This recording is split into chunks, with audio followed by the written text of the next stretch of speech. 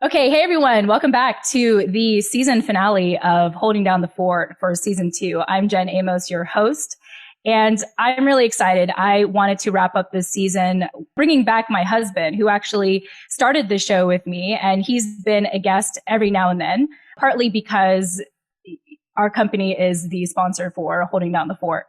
So let me go ahead and introduce him. Scott R. Tucker is a West Point '02 grad, veteran and founder of US VetWealth. He separated from the military in late 2008 and began a career as a financial advisor serving American military and DoD personnel stationed in Stuttgart, Germany. Today, with US VetWealth and his podcast show, Wealth and Liberty, Scott brings valuable experience and insight to those who have sacrificed so much in service to our country through topics such as identity, self-development, and financial control. He's also my husband. So, honey, welcome to the show. Can you hear me? Oh. Yes, honey. Do you need me to be a guest today? Yeah, I think you need to hold up the cup a little bit higher, closer to the camera so everyone can see. No, it's just coffee. But the new Vietnamese coffee, it's really good. So since the pandemic has started, we have been doing a lot of in-home stuff. So we have an in-home garden, we have kombucha. And one thing that Scott knows about me is that I am obsessed with boba. And so we've finally decided to figure out how to make it at home. And come to my surprise, it's actually a lot easier to make boba than I had thought. So thanks, honey, for looking it up on Amazon and buying the ingredients we need to make Vietnamese coffee at home. Right.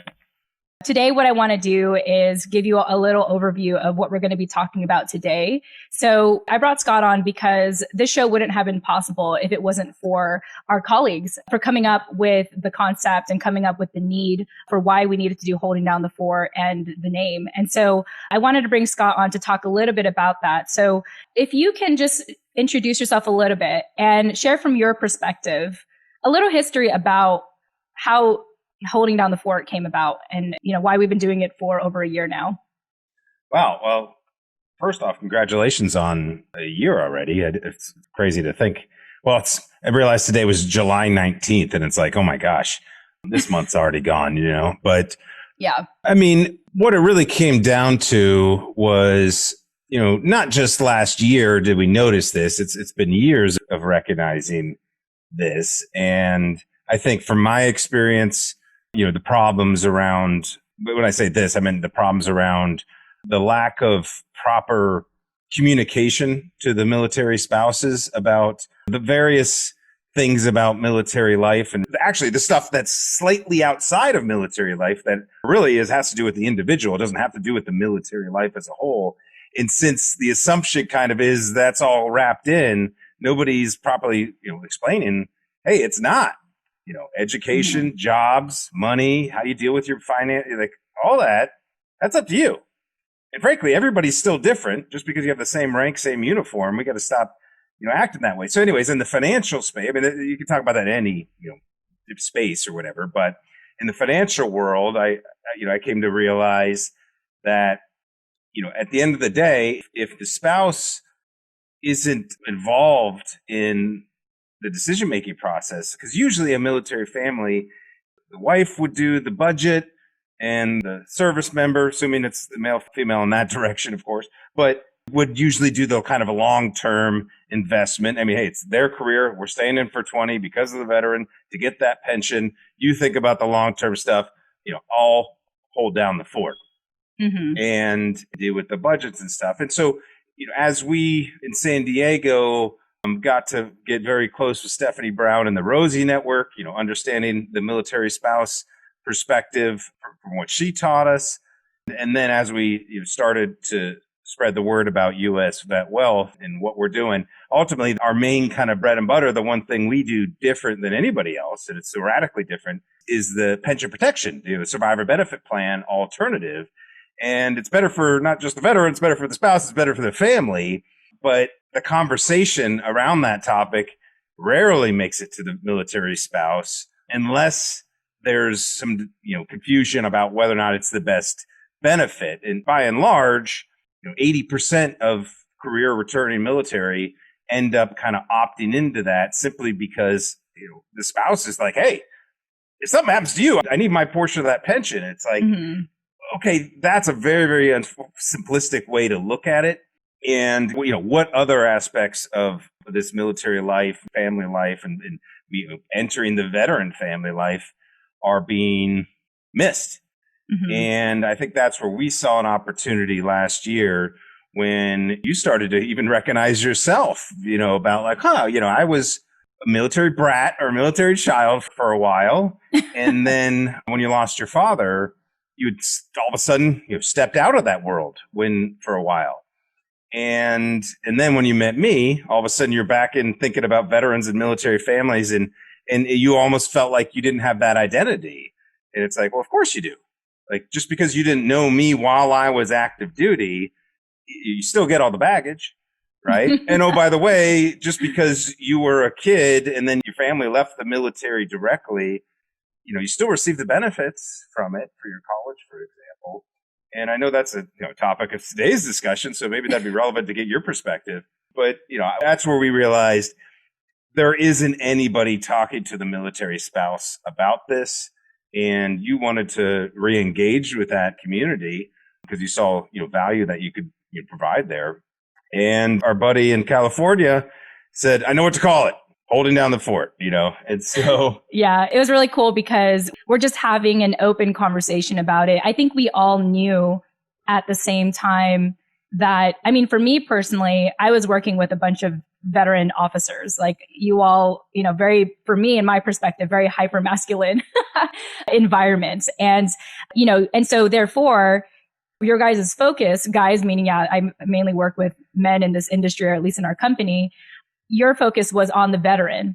However, we had come to find collectively that at the end of the day, we know that it's the spouse that's holding down the fort. We know it's the spouse that's making the financial decisions and really planning every PCS, whether it's a male or a female. It just so happens in this case, I happen to be around a lot of men, and a lot of spouses we tend to work with are women, but that's really diversified really in the recent decades, I think. Well, and actually it has, of course, except for in this industry. That's the problem in the financial industry. It's still 90%, dudes. And usually they're just, old white guys that have been around for a long, long time, and it's just, they're remnants from the 80s. And you think about that, 1980s style stockbroker financial movie. It's like, it's still like that, but the opportunity, which is another thing I recognize, is, hey, we wanted to communicate with the spouses more because, what we learned from Rosie Network is, the underemployment amongst military spouses, or the difficulty to find employment. And then, the way anybody's treated entering the financial industry, it's not conducive to military spouse, or typically females, because it's just like kill, kill, kill, go out and find clients and all that. Yeah. And it's ironically, the females who do enter the industry and stick with it, they end up being the best of the best, but it's just a complete different mentality. Now, that's still in the old school mindset of, go network and schmooze with everybody and then bring them into the office and stuff. And so when I started going, doing it all online and realizing, hey, we can speak directly to a specific audience. We don't have to go and be fake to everybody. It's like, well, military spouses could be doing this like crazy, because what we learned from VertForce is a lot of military spouses are looking for virtual work. And this is all pre-COVID, of course, right? Like they were already realizing the solution to this military spouse problem, because you might even have a nursing license, but not in the state of your next duty station, right? And so, so many stupid limitations on getting work. It's like, got to go virtual. And COVID's only, exasperated that, as spouses are, I'm sure many people are forced to stay home because they keep closing the schools. It's like our world's changing right now in this industry. Is you can do it now. It's virtual. You can make your own hours, work as much as you want, network with who you want, and make as much money as you want, because it is the financial industry. There is opportunity. Let's put it that way. But it's not, a salaried or an hourly thing. And, there's fear and concern there. I would argue the opposite direction, to start recognizing that, hey, when you stay stuck to that traditional approach, which our education system, our college system brings people to, is like, you have to get a job that, as we state what that means. And therefore, it's just like, we only have this one path we could possibly go down to get an opportunity for income. And, more and more military spouses are proving that's just not true at all. I mean, just in the military, military spouse micro-influencing community, if you look at Instagram accounts or military spouse bloggers, there's just so many. They've been around. They make money from their websites. And sometimes they build a real brand around it. And sometimes it's just a way to give back. Whatever it means, at least we're doing something. They won't hire me because I'm a military spouse, which, yeah, that's unfortunate discrimination. It's probably true. So stop trying to do it is kind of, the message we're trying to bring. Let the ones who aren't willing to go develop the new skill sets, think outside the box, understand the new economy, the new opportunities going on right now. Let them have those jobs and fight over it. Because right now is a massive opportunity. If you build these skill sets, if you know how to communicate and network in this space, then your opportunities are unlimited, because it's not just, sending a few resumes out.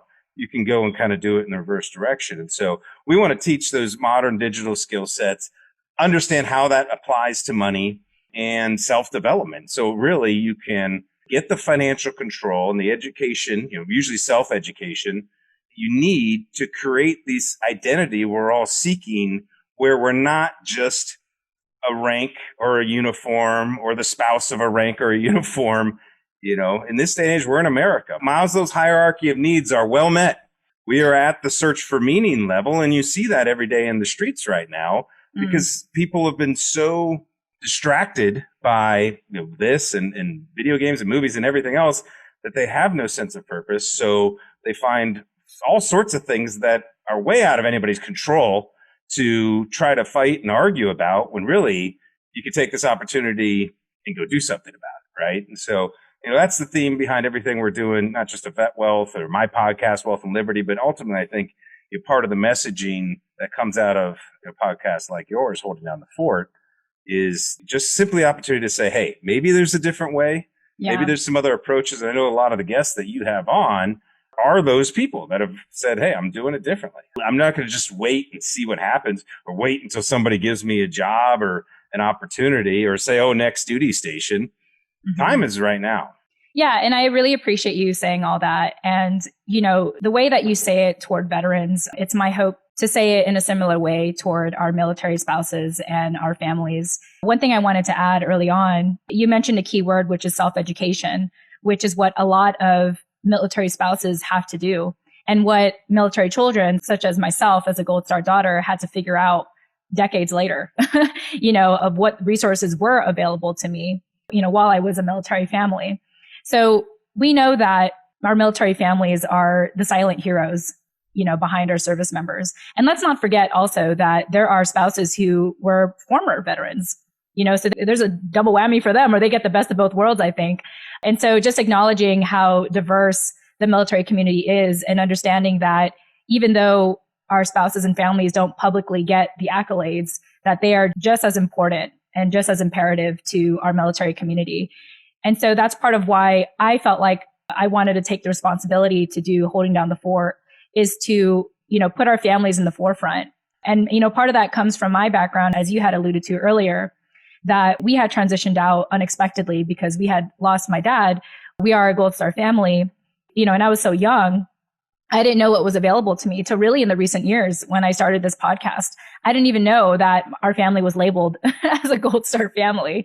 I didn't know that was a term, So my hope is that with this show, and just like what you mentioned, and I want to emphasize this, my hope with this show is that our military families and spouses can find or seek out alternative resources and real stories that are happening today in our community, in hopes that they can continue to make informed and confident decisions for themselves and their families. So thank you for elaborating in the history of, how we started and how this show is inspired.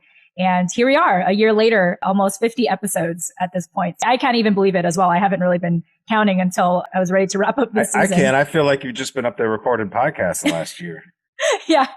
And if anyone's curious, Scott and I are actually in the same house. We're just in different rooms. There's that. He has his setup downstairs and I have my setup in the home office. Well, Scott, aka my husband, I'm just going to call you Scott for the sake of this conversation. That's not that weird. It is my name. I know, but it's just weird because I normally don't call you. Yeah, but you also just run around going, my husband, come here, my husband. Do this, my husband. Get that bee out of the garage, my husband. Yes. So our garden, in case anyone's wondering, our in-home garden has attracted, I don't know if they're called wasps or hornets, but they're like those really scary looking, like ginormous ants with wings that just are hanging out in our garage door. We have a bunch of holes on it that our landlord is helping us fix now, finally, 1 year later. Anyway, okay, Scott. So obviously this time of the year, it's hard to say that we're doing business as normal. A lot of things have happened, pandemic, social distancing, a lot of current events that have impacted the world. And so with that context in mind, I'd love for you to share what life looks like for us today, from your perspective. And what have you been most excited about lately in this time? Like, obviously, there's a lot of negative things we can say, but let's focus on the positive for this conversation. Yeah, I mean, while it's been a crazy time, ironically, I kind of wasn't really doing much different when it came to, my kind of day-to-day activities. Like, yeah, we've been a little disappointed by the lack of, extracurricular activities that we could participate in. Or I've kind of thought, you know what, some of that stuff was a waste of my time anyways. I wasn't really being productive. And, maybe now's the time to really double down, because I don't know what's coming out on the other side of this. Does anybody? Like, the whole stock market crashed at the end of February, beginning of March, like a 30% correction, like the biggest correction of all time type of a deal. And nobody noticed. Like, that's also never happened. The fact that nobody mentioned it, it's like, oh, because we were all distracted and stuff. And somehow it's kind of, the markets come back up, which makes no sense when people aren't working. So there's just some weird stuff going on. Nobody knows what's going to happen on the other side. Oh, by the way, it's also the time of the greatest innovative change in all of human history. In, the few people who were on the front end of this, and we're still very early, but just 10 years ago, 5 years ago, if you'd have started a podcast 5 years ago, you'd have been light year. And I remember sitting there 5 years ago, because I just got a reminder on a Facebook thing from something I did 5 years ago. I can't believe it was that long. But it's like, oh, had we started this back, if you start anything, the best time to plant a tree is 20 years ago. The next best time is, today, type of a deal. Right. That said, things are changing in the scope of when you can grasp opportunity. You just go out and grab it right now using the internet and these things called phones. It's literally all you need.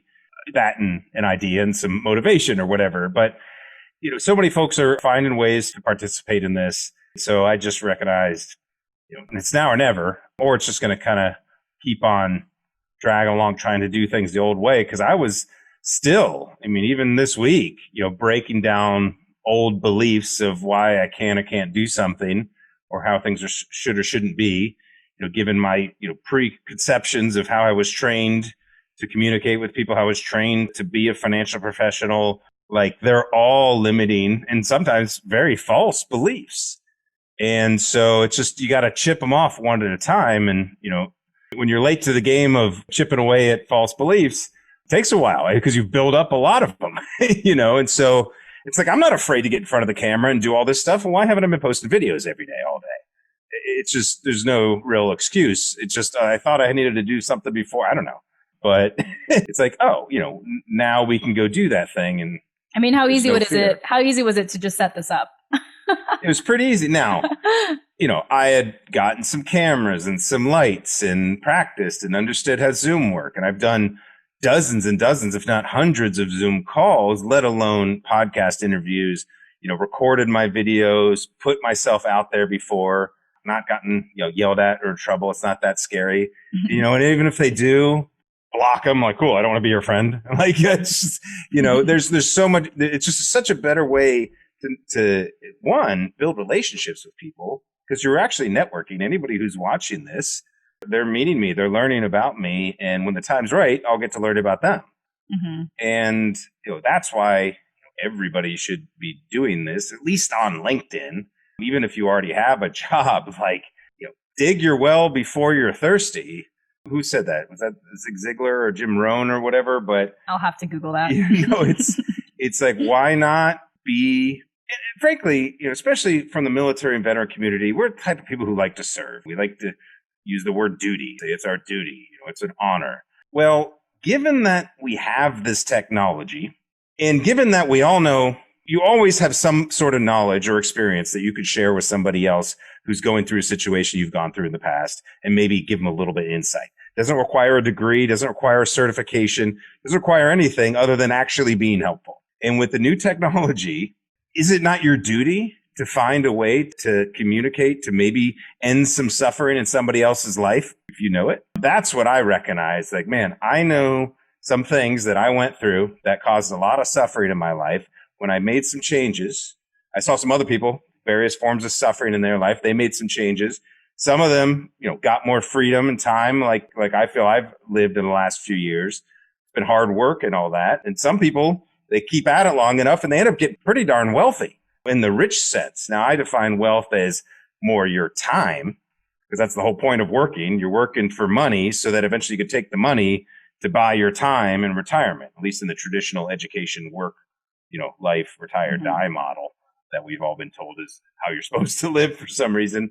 I just feel that we have this new opportunity right now where everybody can participate. It actually works better when everybody does, because then you don't have people doing things they shouldn't be doing.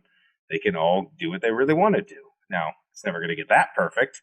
That's a utopia, but we can create an ecosystem through the internet to communicate with those who we know, like, trust, and those whom we're meant to serve.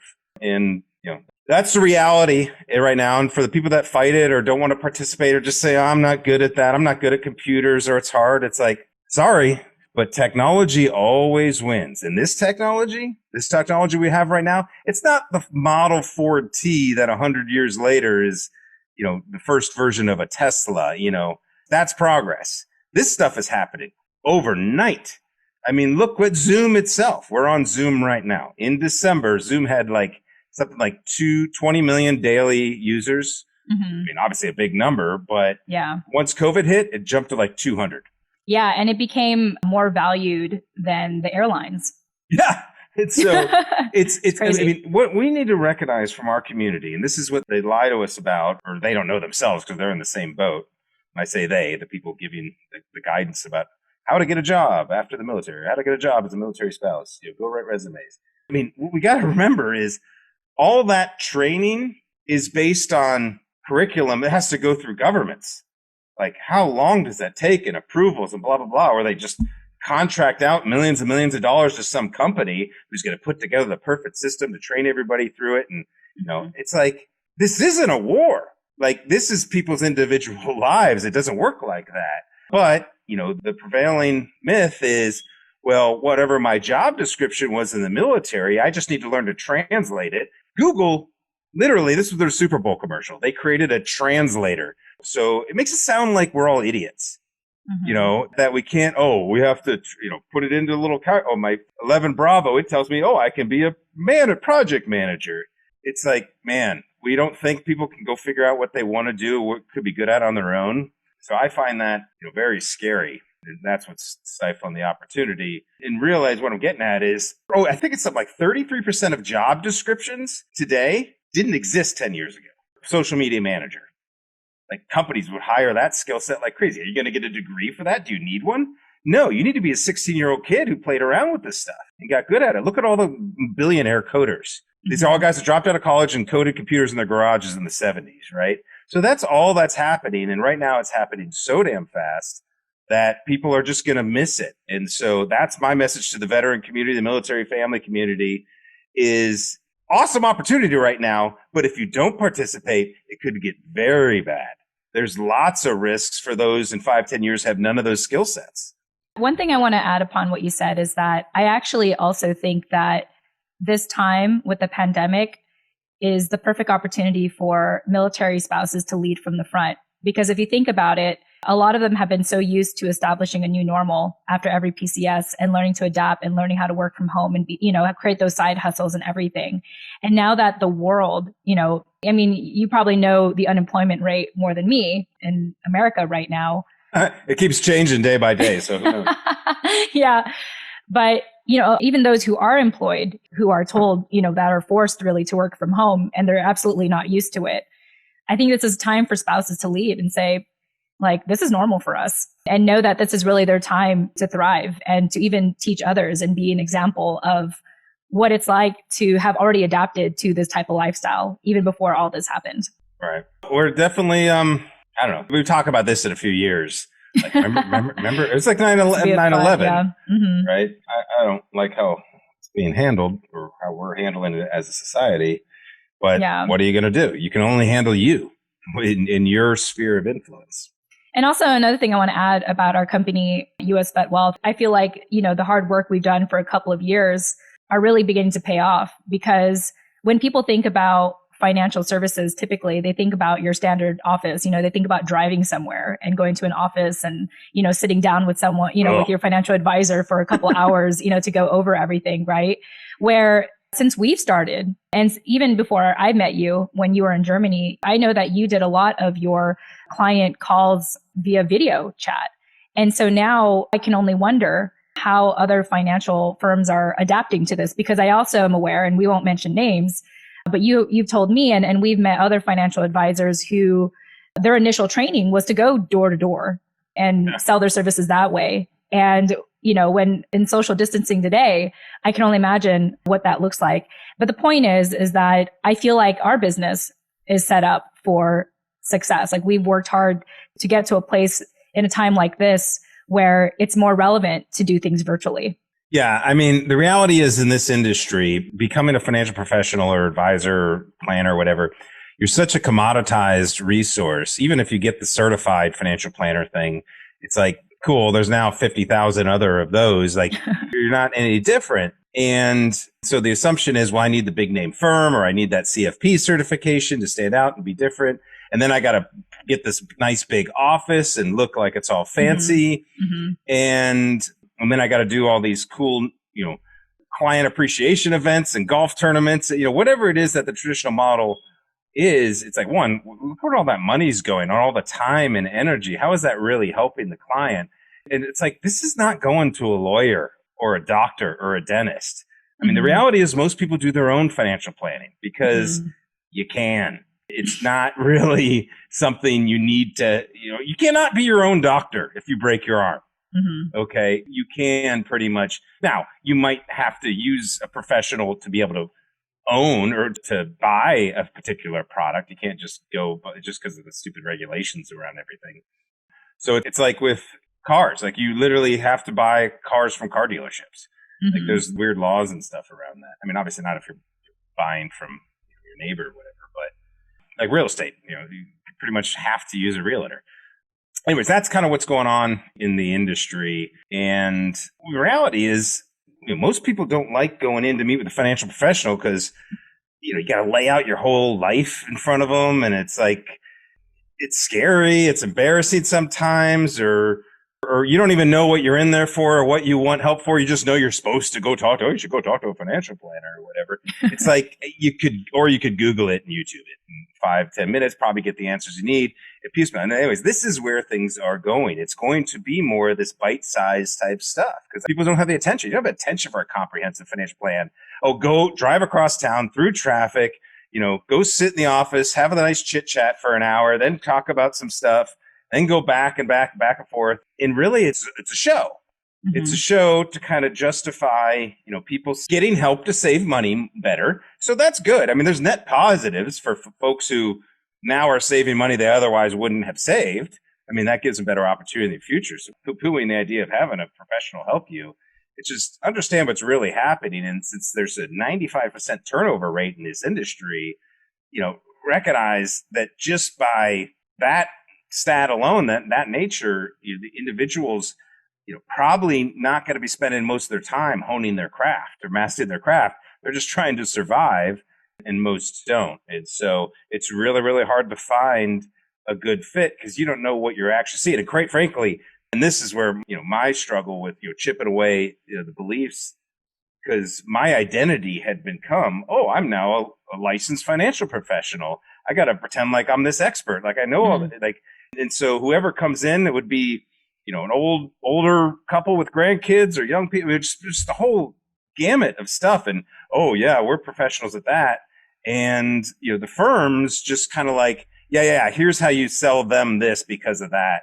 And it's like, okay, this isn't really, financial play. This isn't really helpful because it's not actually motivating the people to do what they really want to do with their life. Yeah, maybe they've check the box on saving for retirement or saving for their kids' college, as perceived to be the proper way to do it. But just the lack of excitement, motivation about why are you going to your job? Like, why do you have the job? To get your kids food on the table? Like, there's other ways to do that.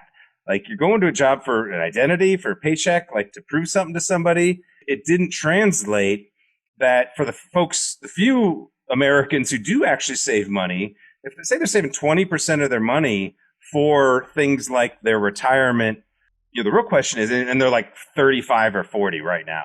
And it's like, when you think about your priorities for the next 2 or 3 years, given the economy we're in, the environment we're in, where things are moving very rapidly, where opportunities are showing up, where people want to start businesses and they need some capital, whatever. If you're working 60 hours a week in your job, that's 15 hours that you are now putting directly into retirement only type accounts, stuff that might be 20 years away. Mm-hmm. And that's where ends up all the money's going. And so it's not aligned with what folks really want to do. The motivation is in the present and the now. Well, of course, why we have a horrible savings rate for retirement, because nobody really expects, if you were born 50, 60 years ago, you expected a pension lifestyle because that's how the world worked back then, because of the Industrial Revolution. And then as things started to change and people started taking more control, they forgot that they could also change how, not that just they're saved for their future, but how they created their income too. And so this is what's been going on in recent decades. Yeah. And I think about the millennial generation that I'm a part of. And on average, the millennial has more than 5 or 10 jobs in the span of their lifetime, or even in the last decade. And so with that said, the way of saving money and investing money has to adapt to today's times and to the generation today.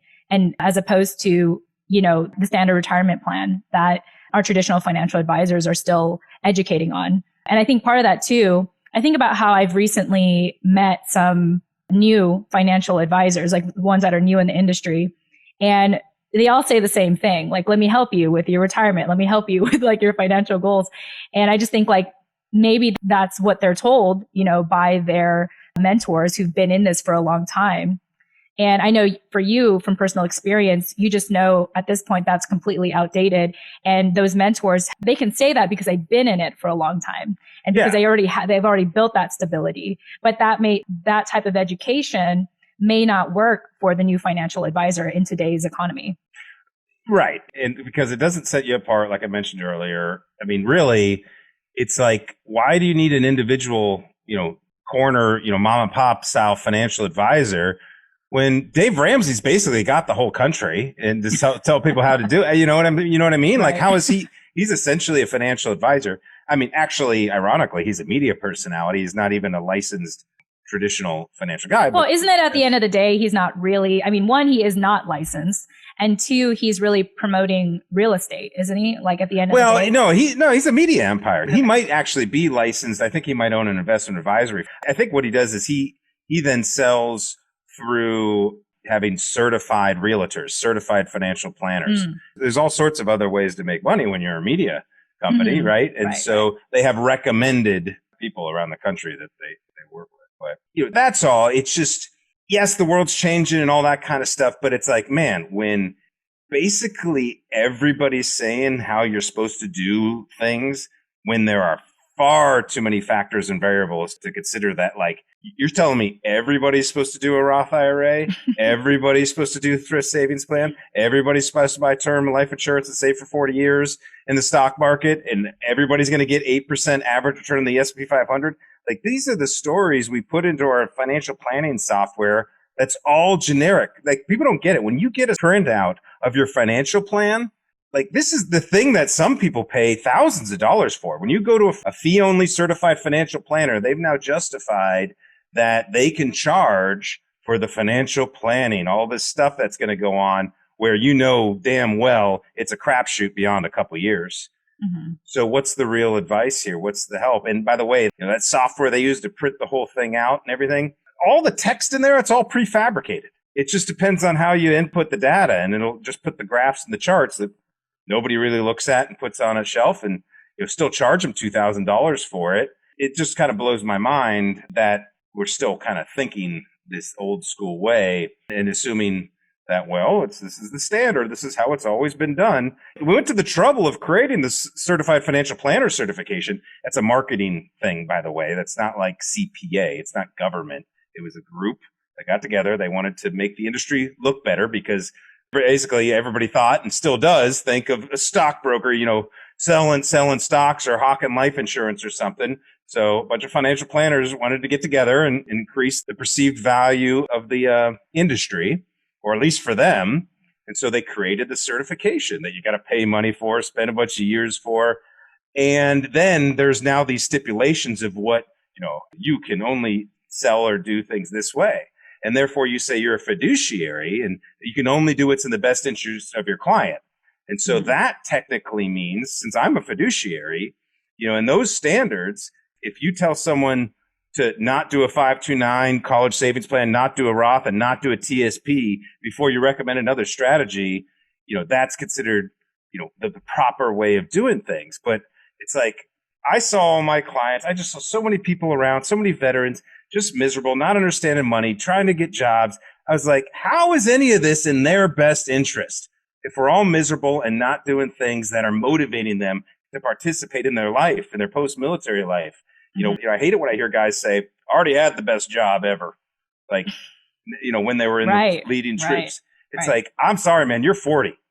You can't just, we got to do more. Otherwise, we see the risks, the mental health on that. And it's because of this stupid thing called money. So we have an opportunity to redefine it, to not be sold by the Wall Street marketing machine, by the government bureaucracy, and take back control of this damn thing called your time and your money. Awesome. Anyways, that's where it's like, if everybody's going that way, usually it means you should probably go the other way. Yeah. With that said, let's go ahead and shift gears and let's come back to the military family, particularly the military spouse, and what financial educational topic could we talk about today? And so today we want to talk a little bit about the college funding alternatives. And so I think my first question for you, Scott, is what do military families currently understand about what's available for their children's future education? Well, the first foremost is the post 9/11 GI Bill. That's a nice thing if they're not using it themselves, or, maybe they pass it off to their spouse while they're still active duty, or they can, as long as they're still active duty, you could pass the benefit down to your kids. Everybody kind of knows that. You get a certain amount of benefit. Good. I guess use the taxpayer dollars to pay for these overpriced universities that aren't really teaching anybody any modern skills. Especially like if we talk about right now, there's even a lot of college students that are, what's the word? They're like fighting against the school or rebelling. Rebelling against like their own tuition fee because they are forced, these very reputable colleges are forced. Well, first of all these kids got kicked out of their dorms even before they were able to pack up everything and forced to be on Zoom. And many schools, even in, K to 12, are told that the fall semester is going to be primarily taught online. Yeah. The emperor wears no clothes. Like this COVID thing basically took out academia and kind of proved this is why, like, my sister teaches at one of those online universities. She's like, no, haven't had any change. Like, right. Like still tons of students, tons of people, because the school she works at, you're not like in a semester. Like she knows someone who completed their MBA in 3 months because they could just knock the classes out. Wow. And they're paying monthly flat fee.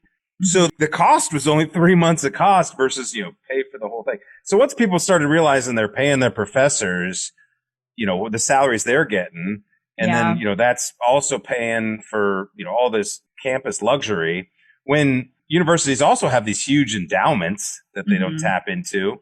They probably got bailouts instead. And so it's like, what are you charging us for? What am I going and getting student loans for $50,000 a year? Yeah. To be on Zoom, and you're not a good Zoom teacher because you like to speak in front of large crowds. Yeah. It's like, this is switched like that. It showed that the value of university, college is not what it's perceived to be. It's certainly not now, if it continues like this, worth the actual cost. Whether or not any, college degree is worth it, other than if you are only looking for those jobs that require it.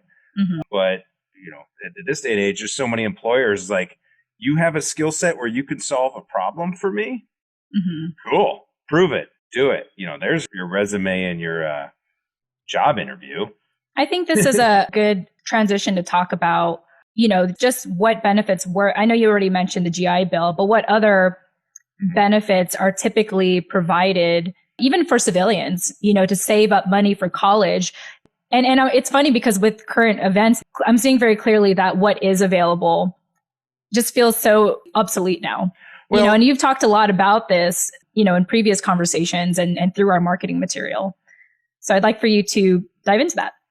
Yeah, well, I mean, the main thing that's going to come up is, oh my gosh, you just had a baby or you got some young kids. Are you saving for college? Have you saved a college savings plan for them? And it's like, oh yeah, I'm a parent. This is, I better do that. Gotta do this, yeah. More priority than my own retirement or my own savings is the kid. You have no idea if, even going to be interested in college 20 years from now, right? Or 18 years from now. But once it got kind of, I don't even know when it was invented or when it came into being available, but it was quickly taken up by the financial companies to market to young parents because it's quite easy to figure out from an advertising marketing perspective who just had a kid. And so they can market to them like, start your 529 savings. Now, the problem with 529 is they're state regulated. For some reason, they're like, each state has its own thing. Each state has its own thing with its own company. Mm-hmm. So like Virginia, I think only works with American funds. So there's whole websites on this to decide like, how do you figure out which state to get your 529 plan? Because then you can get extra tax benefits if you go to school in that state. And just all this crazy nuttiness. It makes it super complicated. The different fees involved in the 529 benefit. What it is, it's like a Roth IRA. It's like money that you put in to a 529 after tax dollars can be used for higher education expenses without any tax. So the growth can all be tax deferred, and then you can use the money tax free. Okay, cool.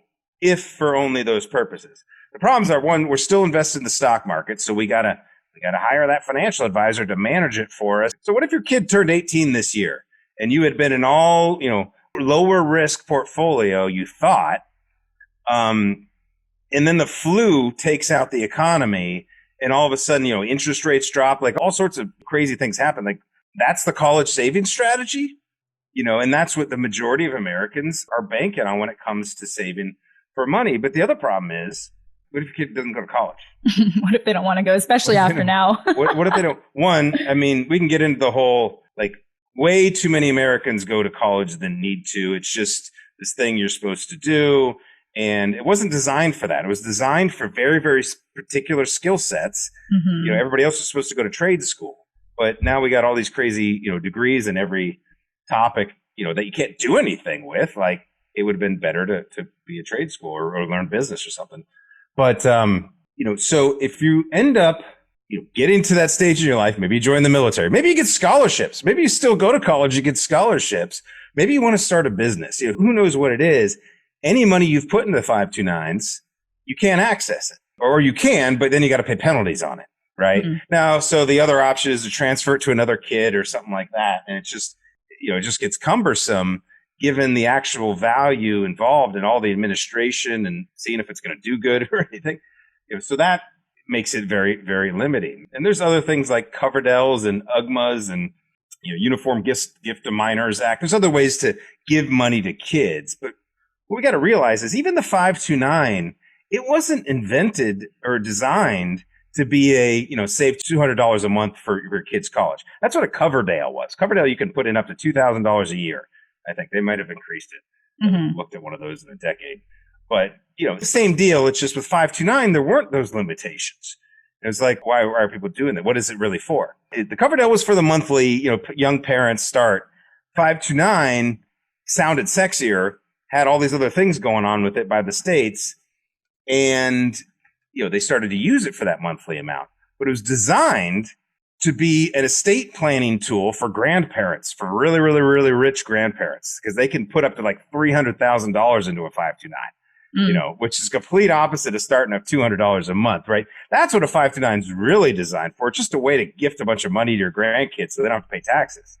there's better ways to do that too. But when it comes to the college savings, or let's just say saving money for your kids that you eventually intend to give to them in some capacity whatsoever, you want to give them a leg up. You're that kind of a parent. You want to give the option, whether it's for college or something else, yeah, all for it if that's your goal and your intention. It's just like everything else, whether it's, the job market or just anything that they've told us is the way to do things, usually means that there's a lot of limitations and they've kind of made it a blanket thing to give, good enough for everybody versus you going and getting the best for you. Very cool. So why don't we talk about, is there a better option? Is there a better way to save for your kids, not necessarily college, but future? Yeah. So actually, we designed a strategy around this. We call it the Junior Veteran Plan or the JV Plan or JV Fund. And the idea is, and this isn't necessarily new, it's just there's newer technology that makes this work even better. But it's always been common for young parents to also buy some life insurance on their kid because, hey, if you're buying it on a 1 or 2-year-old, it's super cheap. And if you get the version where it can also act as a savings vehicle, well, now you can use it for college. And why this works in your advantage to save for your kid is with the newer technologies, there's better investment options so you can get more growth, but there's no risk. So there's no downside risk. So that's the main thing with the new technologies. The strategy overall is still the same. You're just going to end up with more money you can access for college or whatever you use it for. Because, the rules are with the 529 has to be for secondary education expenses, books, dorms, food, tuition. But with an insurance strategy, you can use the cash value for anything at any time. There's no rules, and you can change ownerships and all that kind of stuff as well. So if you don't like your kids when they when they buy get older, yourself a new car, whatever. It's like it doesn't have to be limited to just that. But the other real thing around this is why people get mad at rich people who don't pay taxes. And it's like they're just playing by the rules that were given to them. And so one of the rules when it comes to the college savings thing, especially this day and age, because the government made it available for everybody to be able to go to college because they would offer guaranteed grants and loans from the government, right? That's what created the student debt, crisis problem, right? But that also caused universities to say, well, geez, the government's guaranteeing these kids loans. I mean, who would give an 18-year-old $100,000 loan? It's crazy, right? But, we have the government guarantee. So the colleges started upping their prices more and more. So this is why we're seeing what we have now. Right. We're talking about where people aren't justifying the price of a Zoom call to take out a $100,000 student loan. Right. But there's this whole loan system. And the goal is, if you can qualify for grants or very low cost loans, yes, if you're going to pay for college, it's still better than, trying to pay for it out of pocket in some regards. But the point is, with our strategy, you don't have to report it on the financial aid form, right? So at a lot of states, again, it depends on the state, but in a lot of states, when you go to apply for college, you're going to apply for the financial aid because if you get some sort of deal, you're going to get it. But that deal depends on how wealthy the parents look on paper. Right. So if they got a bunch of savings accounts, retirement accounts, like, hey, the university says, well, that could be money used for college. And so a lot of times you have to put in 529 money. So now that backfired because you did the right thing by saving for college. And then when it comes to the point where you want to actually use the money, they're going to use it against you in determining how much you can qualify for to get some free money, some extra money from the government to help pay for college. And so when using this insurance strategy, you don't even have to report insurance on your tax forms. So you definitely don't have to report it on your FAFSA form. And so it's possible to basically, shelter assets, hide assets, whatever you want to call it. It's all in the tax code. So this is not weird. It's actually done a lot by a lot of people. And it makes you look poor on paper, right? So when you do apply for the loan, it's like, take the loan. Because now we allow that money to grow for an extra 4 years while the kid's in college.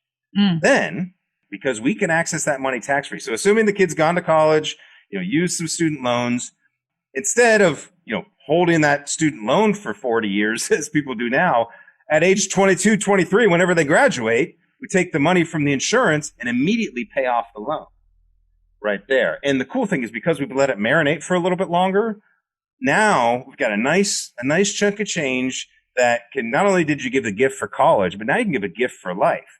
Because without putting any new money into it or whatever, you can transfer it over to the kid. They can do whatever they want with it.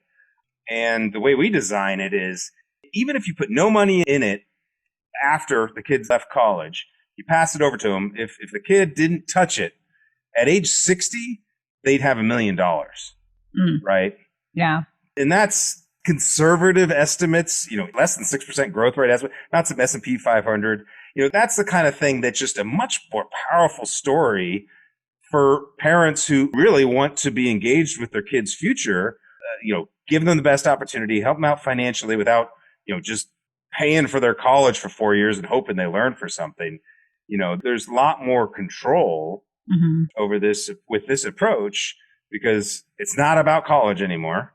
And that's got to be something people are thinking about. Is college really what I need to do, given all the new ways of getting educated, defining that? And you don't have to use it just for college. You can use it for whatever you want, and you can pass it around. So, you still get all the same tax benefits and stuff. So it's like there's really nothing to lose by going with the more modern, flexible approach that allows you to focus not on something 18. Again, it's like retirement. It's always so far away.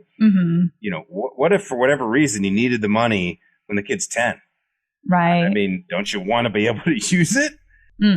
So we both know that sometimes our military community could be a little skeptical. So I have to ask this question. What's the catch? What's the catch on doing a different strategy? Yeah. If there is a catch, what's the catch? I mean, the only catch is potentially we wouldn't get as much growth because if you had a perfect portfolio in a 529 and it just did awesome over the 18 years, or you caught it at the right time, there's potential for more upside. Our strategy gets about 80% of the upside, but without any risk. So, that seems like a pretty good trade-off.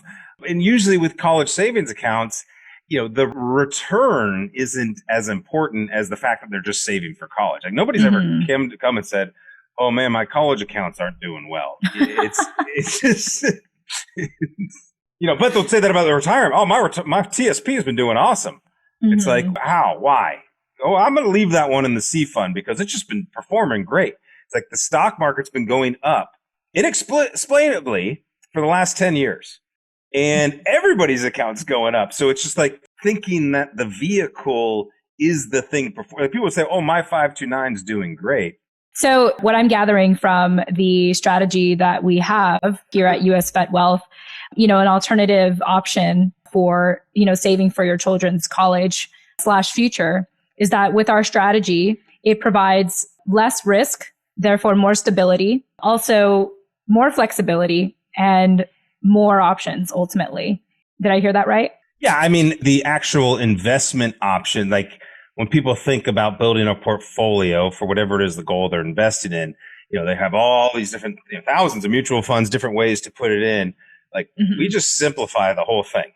We have a couple of different options which are linked to how the market performs, again, without putting the money at risk in it. So we can get growth, but it's still credited as interest. What's really happening is insurance companies, this is a stupid thing about life insurance. People misunderstand, think it's all about death. Duh. Like we're going to die. Like, I mean, just the whole conversation all over the internet. Right. It's like, oh, you should get this amount or I can get it cheaper here. Da, da, da. It's like, right. Dude, it's not about that. And this is why financial planners, don't grasp it. It took me 10 years to just go, holy cow. No, if you understand how these tools, vehicles, do you know how your car works? Do you really? I don't, but I know how to drive it. Right. And so it's fascinating that we've been sold one story our whole life on what life insurance actually is. It's not about insuring someone's death. That's part of it. It's about ensuring the income producing potential of an individual life. Let me say that again. It's about ensuring the income producing potential of an individual life. So how does an individual life produce income? 1,000 different ways, like so many different ways. Typically, we know the job, the salary, and return on the investment from the money we get from that salary that we invested somewhere else. Mm-hmm. Okay. So life insurance gives the option to also buy insurance on the investment. Okay. This is what's fascinating. And you hear about guys doing this on Wall Street all the time, but they're day trading it. What they do is they buy options contracts. Now, instead of day trading them, which can be very expensive and super risky, when you get long-term 1, 2, 3-year contracts, now you're participating in the longer form of the market where returns are more stable and stuff. And so that's all we're doing, is not putting the money at risk in the variables and trying to manage it all the time. We're just simply buying the option to participate, buying insurance on the investment. So it's like we can buy insurance on the market in a way that if the market goes up, we get up to 80% of the upside. If the market goes down, we got the insurance. We just don't lose. Mm-hmm. Okay. So this becomes more about the investment growth in the strategy, mostly because we want to get the tax benefits. There's not many other places other than a Roth IRA, which has limits. And limits being you can only use it for your retirement. You can only put $6,000 a year in. You can do more when you're in your 50s, do some makeup. Like it's just not real sexy. You can only touch it when you're 59 and a half. You could do a Roth, 401k or TSP, same problems there. 529 is also tax-free. Municipal bonds is a tax-free thing. But other than that, and there's so much limitations around all those, both access, how you can put money in, how you can take it out. But in the insurance strategies, you can use it for whatever you want, right? Mm-hmm. So at any time. And so that flexibility, we're getting the upside and we get all the tax benefits. Well, that's the biggest cost. Most people are misled on the whole, make sure you get someone that's a fee-only financial planner or doesn't have these fees or doesn't get commissions and da-da-da-da. It's like, hey, yeah, all industries, people make money, get paid one way or the other. So there is no right or wrong. That's what's happened. There's been this dogma, this split. There's only this way. These guys are the bad guys. These guys are the good guys. It's like, okay, are we really that small-minded to think that way? Did you get value for what you chose to do with your money? That's up to the individual to decide. Mm-hmm. And, this is where I've seen the industry going. I saw how the traditional story was told. I just didn't buy it. I saw new technologies coming out. I saw people misunderstanding what they are and misusing them. That was the worst. Unfortunately, I did that for a few years. I was told by my mentors or my firm, use it this way, basically, which was the same as the old way. But, rethought, redesigned. Now, all of a sudden, it's almost like a software, a control panel for the financial aspect of your life and how you can actually manage it. Because the money in it that you then you use that to reinvest. Maybe it's in yourself. Maybe it's in a business. Maybe it's in real estate. Maybe it's in your kid. Like, I don't care. But now we can actually use the money without having to take withdrawals out of our accounts that hurts future growth, right? So there's a lot more upside in this modern, this JV plan approach than just the kind of set it, forget. Well, I guess we're going to college in 18 years. That's better. Yeah. Well, Scott, thank you so much for joining me for the season finale of Holding welcome. Down the... I didn't finish. Thank you for wrapping up season 2 with me. I really appreciate your time, as I always do, especially just the knowledge and the expertise and experience that you have in the financial industry with our military families specifically and veterans. Let's talk a little bit about maybe closing thoughts, like how people can take action. Like if they're ready to maybe even inquire, how would they be able to get a hold of us? Oh, well, the easiest thing to do would be to just email us. I'm Scott at US VetWealth, or that's my old email. I mean, I also check that one too, but hit me up at Scott at US VetWealth, or of course you get Jen at USVetWealth.com. Jen, Jen at USVetWealth.com. And hit us up on LinkedIn, of course, is a great way to chat. But if you go to our website, USVetWealth.com, you can book a consultation right there on the website. Just kind of put in the notes that you heard the podcast and you wanted to chat a little bit about what the strategy might look like. We'll probably just do a webinar, invite folks to it if we get a lot of interest, because it's actually, when you start seeing the numbers and the story played out, it's quite powerful. and shocking, but it'll piss you off a little bit, unfortunately. Yeah. It's like, Yeah. and I want to be clear. I'm not saying anybody's doing anything wrong or there's the wrong way or whatever. It's just you're making a choice right now to either do that one or do nothing. Or now with new information, maybe your choice is to now start doing this one also. I mean, you can decide how you want to use these. They're just assets. Assets are assets. Assets have different rules and different ways you can use them. But you got to treat them like an asset, not like a supposed to do. Yeah. Or like saving for your funeral, like how most people see life insurance. So thank you so much for taking the time to really, I think, change the conversation around life insurance and how most of us perceive it and assume what it is. I also want to add that we do have a one sheet or some marketing material about the JV fund. So I'll have that provided in the show notes. Lastly, I thought we just kind of do a shameless plug-in for your podcast show, Scott. So why don't you talk just a little bit briefly? And this is really more so geared more toward our veterans. But why don't you talk a little bit about your podcast show, Wealth and Liberty? Oh, thanks. Yeah. So Wealth and Liberty is basically me speaking to myself, 10 years ago about the concepts of identity, self-development, and financial control, and how important those are, really being responsible to build those skills and not follow the herd. Right. And of course, tying it into what's going on right now in the modern economy. It's like one of the things I know we did a bunch of episodes on was LinkedIn. Like, you want to talk about any financial wealth creation tool ever invented, stocks, bonds, gold, mutual funds, business. I mean, the best tool, I believe, is LinkedIn, because it gives you the opportunity right now, today, to start building a personal brand and network with basically anybody in the world at your fingertips. Now, you got to be good at it to attract attention and stuff. But when you do, then that's how you create opportunities. You don't know what that means financially, but typically that means your network equals your net worth is what I've always heard before. So you define how big you want those numbers to be. Don't have to be that big at all. But now if you have the freedom to live the lifestyle that you want, you have mobile income or assets that you can live anywhere, work virtually if you want, but basically align that source of income with some source of purpose, because I fear two things. One, every day, we're losing veterans who, for whatever reason, didn't have the purpose to be around anymore. And that's sad. But also, as importantly, because I think those same veterans had the financial control to dust themselves off, not rely on the government to help fix them, to go do whatever resources that they needed, if whether that was medically, mentally, or just the ability to go spend their days doing stuff that they want or a job that they wake up super passionate about.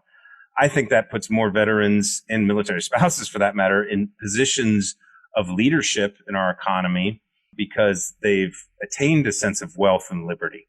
And that wealth is simply defined as, money is just a creation of the ability to free up your time, what limited time you do have. That's the true resource to, go do whatever it is you need to do or want to do or have to do, whether it's a calling, a need to fix something, or, whatever. I just think this is the big problem. Our country right now needs that sort of, honest, duty-bound leadership that isn't political, just BS, or some sort of media talking point. Like we need, but if we're stuck in cubicles or in jobs or listening to somebody else, and we have no vision to break away from that, to go figure out how you can participate to serve those you meant to serve, that's what our country needs. We need more of us. There's nobody better than the 1% who served our country to become the 1% who influence it. I just feel it's necessary right now, and it's my duty to try to share this message and find some other folks who say, yeah, I'm not happy with the way I was told to live my life or currently live in it, or how I have a relationship with this damn thing called money, and it's all about getting rich. And it's like, it doesn't have to be about any of that. There's no rules. And that's what Liberty's about. And we need to own those principles more and more now, more than ever. Fantastic. Well, Scott, thanks again for joining me on my show, Holding Down the Fort, and for being part of the catalyst, including our colleagues at US VetWealth for having started the show to begin with. To our listeners, if you are looking for any of the resources we shared throughout this conversation, that'll be provided in the show notes of this episode, or you can visit the website holdingdownthefortpodcast.com. With that said, we hope that today's episode gave you one more piece of knowledge, resource, or relevant story so you can continue to make confident and informed decisions for you and your family. Until then, we look forward to speaking with you in the next episode. Tune in next time.